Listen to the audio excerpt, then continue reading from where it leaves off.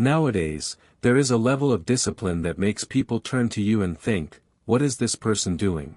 And today, I'm going to tell you exactly how to reach that level.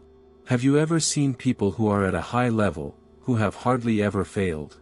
People who wake up at the same time every day, do the same activities, and never stop. While most people give up after just 10 days, those kinds of people keep going. While most people come up with different excuses, they carry out their duties. And what do other people in society say when they look at them? Mate, that lifestyle is definitely not normal. Research by Zen monks in Japan has uncovered an ancient method that enables precisely this kind of frightening consistency. It's called Gyoji, meaning the technique of self-perpetuation. Once you grasp what it is, you will never stray from your goals again. But there is one condition: this method is not suitable for everyone. It requires you to lose a part of your existence without your knowledge. But first, I will explain how it works. Subscribe to our channel, like it, and write your most desired hobbies in the comments. This really helps me and shows me that you want to be different. Chapter 1, Awakening. Our story begins with a computer programmer named Raphael. He's a smart man with a successful career, but he has a problem: he can't stick to any habit for more than 14 days. Exercise. He quits after 14 days. Meditation. He does it for 7 days and that's it. Reading a book.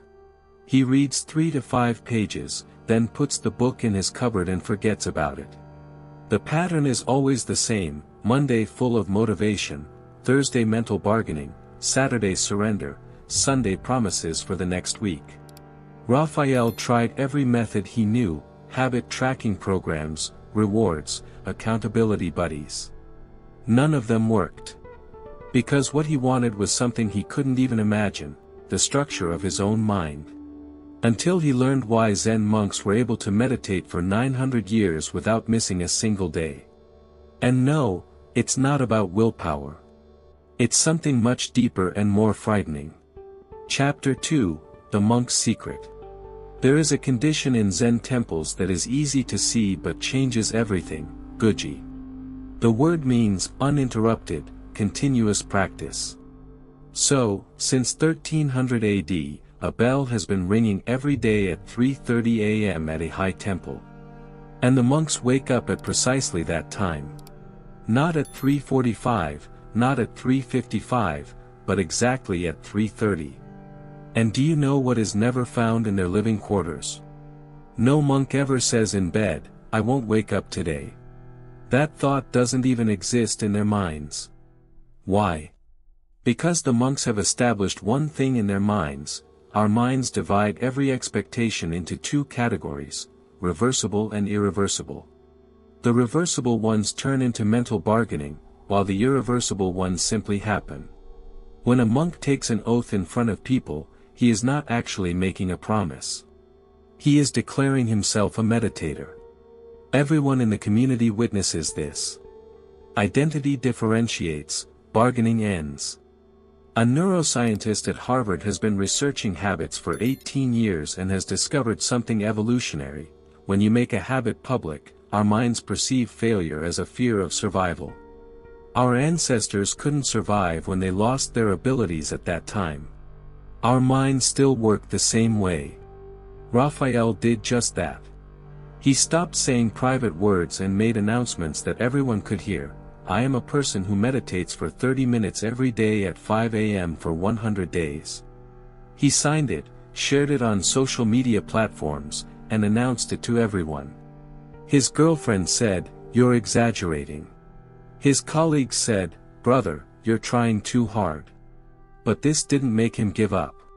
Everyone became a source of motivation. When he thought about giving up, he chose to continue rather than tell everyone. On the 4th day, the real test began. At 4 a.m., the alarm went off.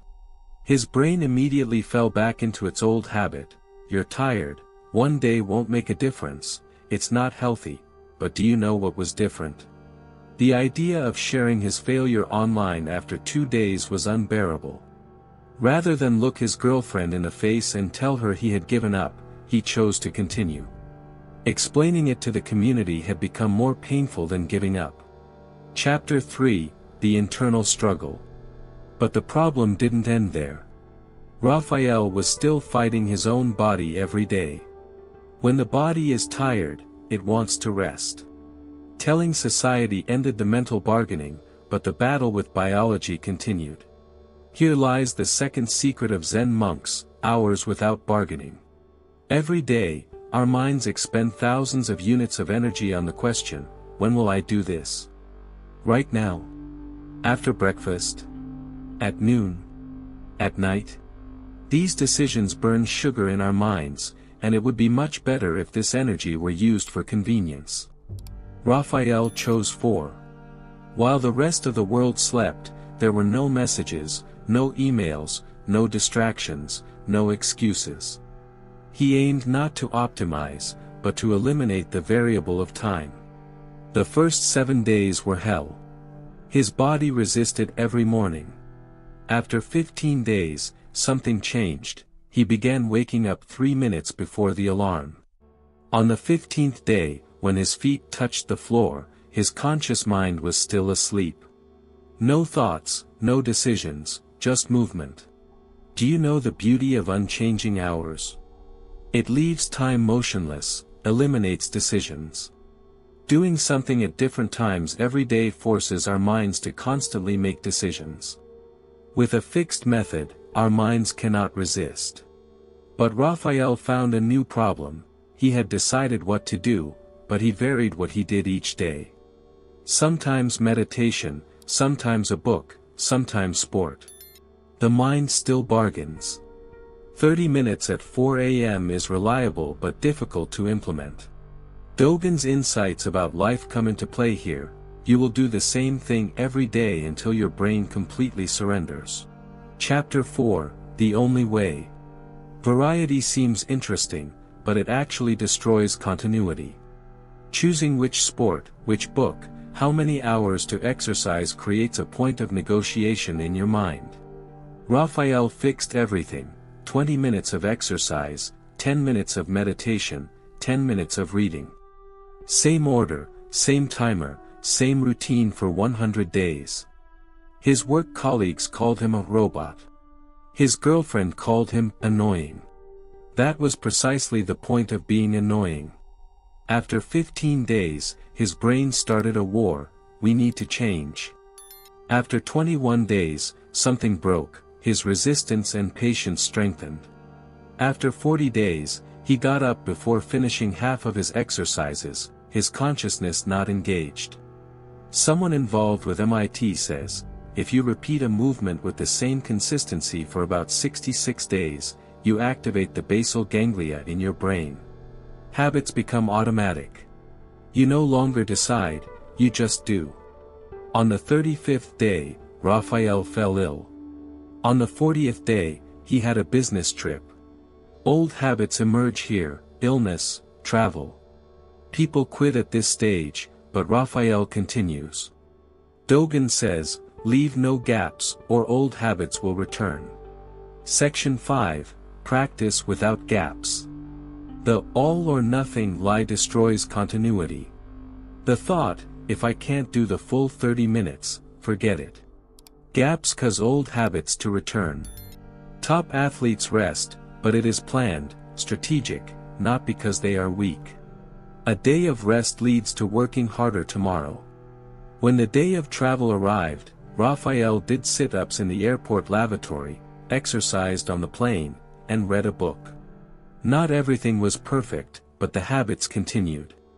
This is Gyoji, the method continues on its own. Other people began to notice the change: this person is different.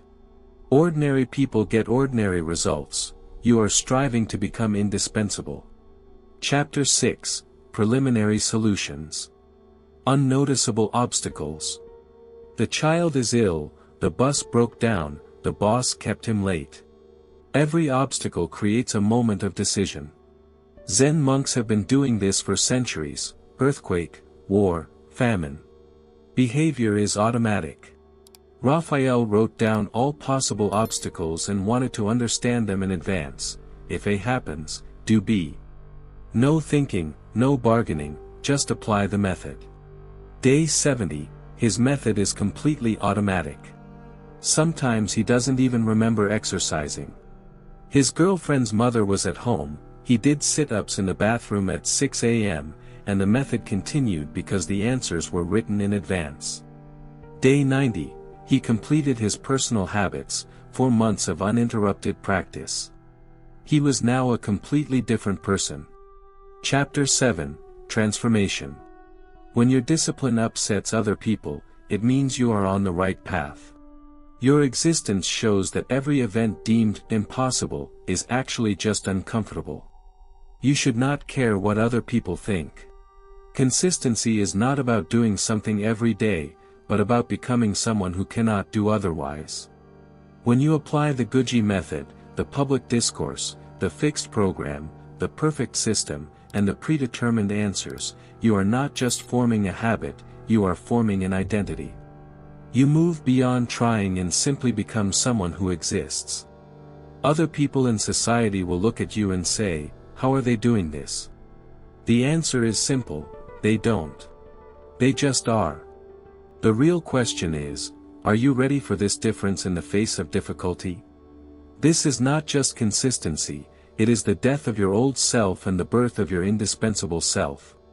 The Gyoji method will not make you a better person, it will make you a completely different person.